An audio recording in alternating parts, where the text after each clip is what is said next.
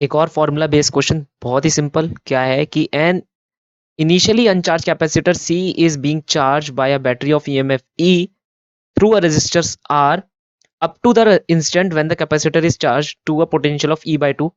The ratio of work done by the battery to the heat dissipated by the resistor is given as।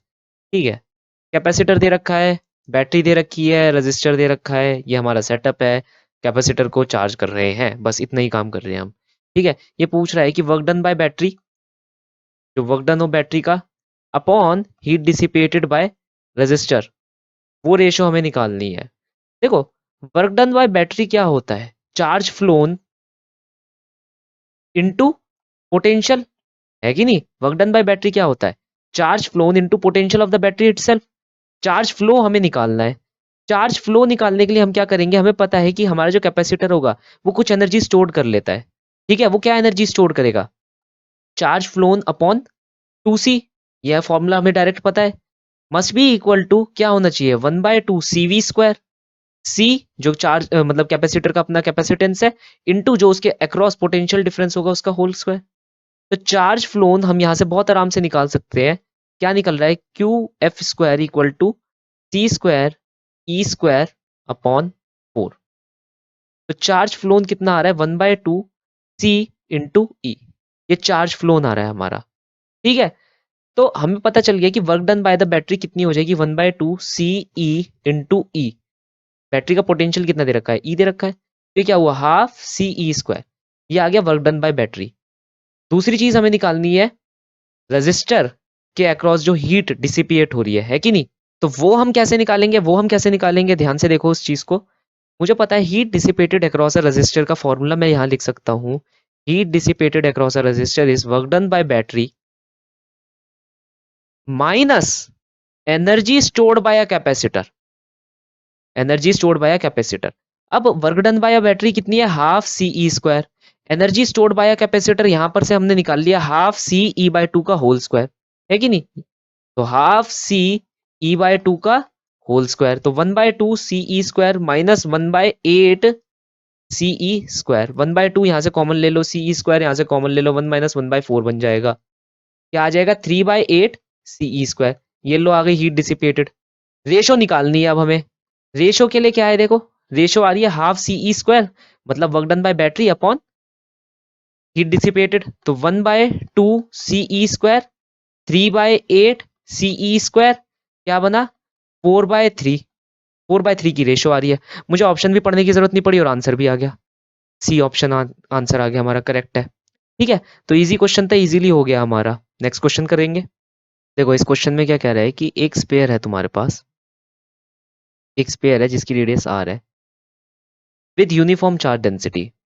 उसके अंदर uniform charge density है, मतलब uniformly charge distributed है। Total charge क्या दे रखा है हमें? Q दे रखा है उस स्पेयर का। ठीक है, टोटल चार्ज Q दे रखा है।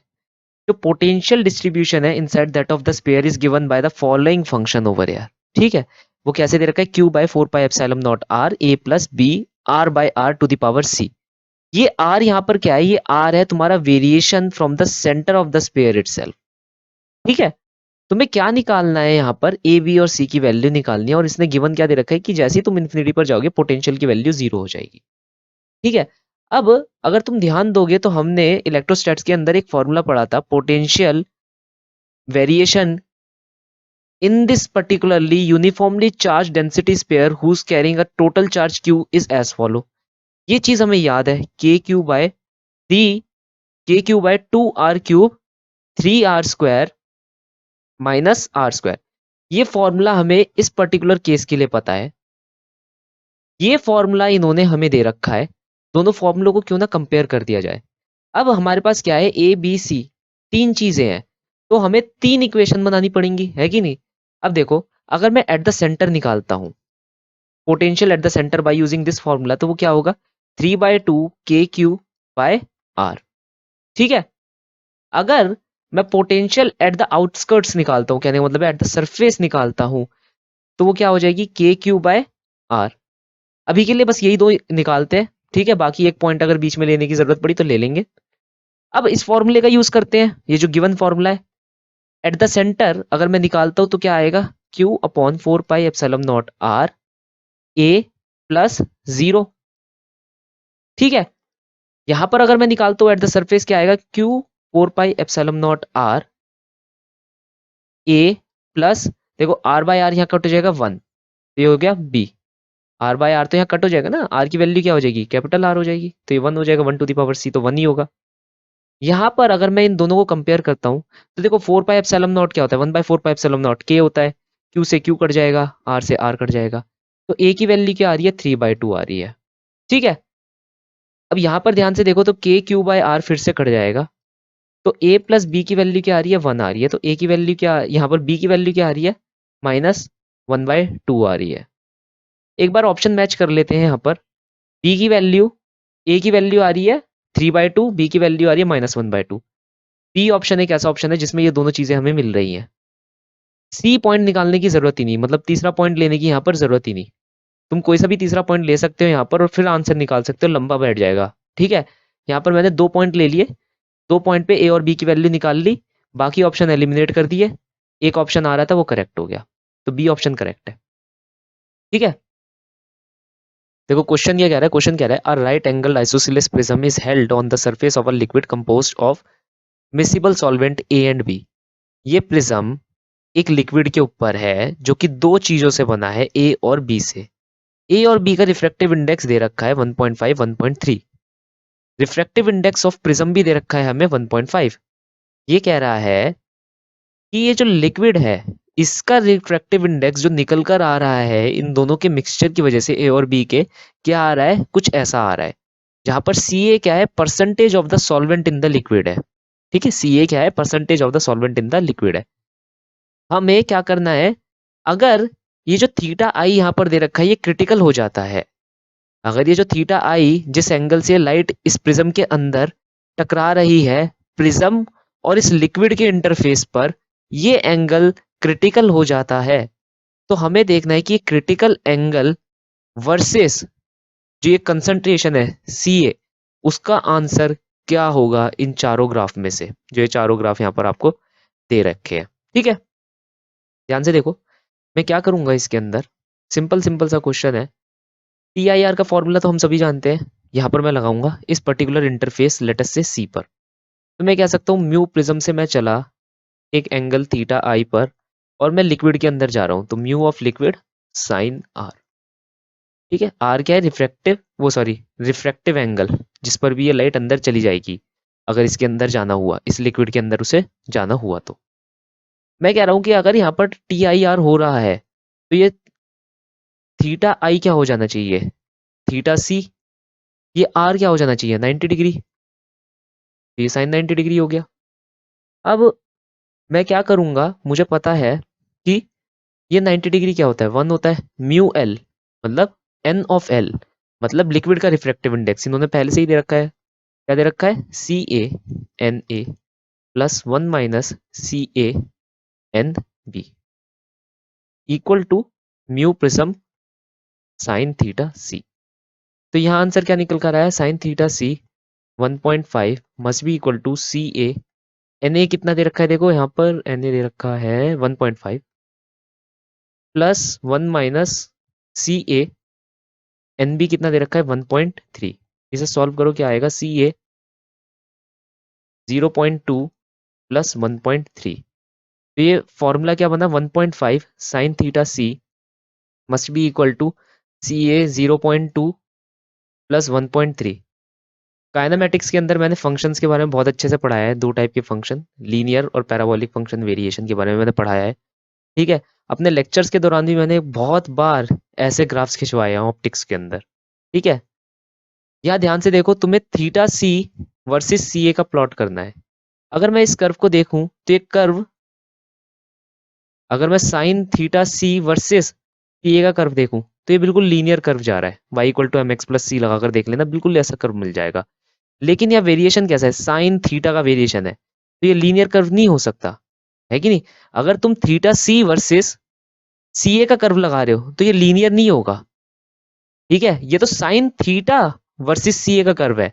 कुछ लोग क्या करेंगे, यहाँ पर अप्रोक्सीमेट कर देंगे कि लेटस से बहुत ही स्मॉल एंगल के लिए थीटा सी ये साइन थीटा सी बन जाएगा, तो आंसर ये आ जाना चाहिए, जिसकी वजह से वो ये कह देंगे आंसर गलत है ये वाला। Sine theta C is not equal to theta C, small angle approximation यहाँ नहीं लगेगा। ठीक है, तुम्हें थीटा सी का ही वेरिएशन देना होगा। ठीक है, तो इस कर्व को अगर तुम ड्रॉ करोगे theta C versus C A का, तो ये कैसा बनना चाहिए, इंक्रीजिंग कर्व बनना चाहिए और थोड़ा सा ऐसा कर्वेचर आना चाहिए उसका। ठीक है, थोड़ा सा कर्वेचर वो शो करना चाहिए। तो कौन सा आंसर बनेगा इसका, आंसर नंबर ए। ठीक है, ये आंसर बनेगा, ना कि ये दोनों आंसर तो हो ही नहीं सकते क्योंकि जीरो से कर्व शुरू ही नहीं हो सकता, है कि नहीं, जीरो से तो कर्व शुरू ही नहीं हो सकता। अगर तुम इसको यहाँ पर y equal to M X plus C लगाकर देखोगे तुम्हें एक आइडिया मिल जाएगा कि कर्व ऐसा बनना है। लेकिन क्योंकि यहाँ पर तुम्हें थीटा सी वर्सेस सी ए करना था, ना कि sine theta C versus C A, तो इसलिए कर्व का आंसर ए है। ठीक है, ना समझ आए, ये रहे मेरे नंबर यहाँ पर लिखे हुए हैं, कैसे हुआ है, कब हुआ, सब कुछ एक्सप्लेन कर दूंगा जूम क्लास के अंदर या मीट क्लास के अंदर, जो भी तुम्हें चाहिए होगी। ठीक है, या व्हाट्सएप पर भी।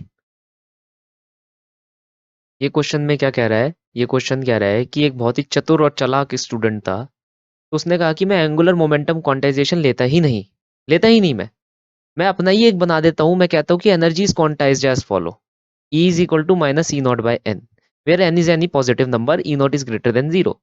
तो वो ये पूछ रहे हैं कि इस चतुर चालाक स्टूडेंट के हिसाब से कौन सा ऑप्शन करेक्ट है और कौन सा ऑप्शन करेक्ट नहीं है।